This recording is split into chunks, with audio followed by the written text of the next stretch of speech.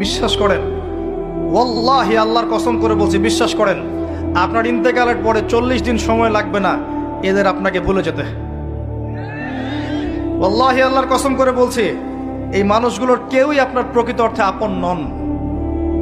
আপনার অবস্থানকে তারা ভালোবাসে, আপনাকে তারা ভালোবাসে না।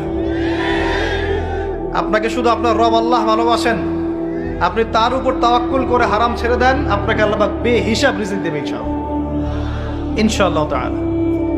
মানুষ মানুষের অবস্থানকে মূল্যায়ন করে, আপনার পরে তার আপনাকে মনে রাখবে না। আপনি আমি যদি আজকে পৃথিবীতে নাও থাকতাম, আজকে যদি আমরা পৃথিবীতে নাও থাকতাম, পৃথিবীর ঘূর্ণন কমে যেত না।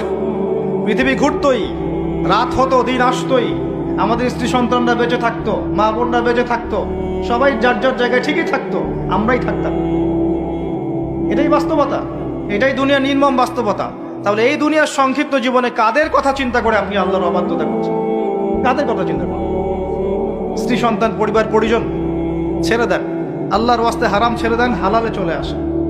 আমরা ইসলাম নিয়ে অনেক বড় বড় কথা বলি, কিন্তু সবচেয়ে বড় কথাটা হচ্ছে এই আয়াতটা, যেটা আমি তেলাওয়াত করতে যাচ্ছি। ইয়া আইয়ুহাল্লাযীনা আমানু, হে মুমিনগণ, আলাইকুম আনফুসাকুম, তোমরা নিজেরা আগে নিজেদের নফসটাকে ঠিক করো। নিজেরা ভালো হও, পরের দিকে আঙ্গুল পরে উঠাও।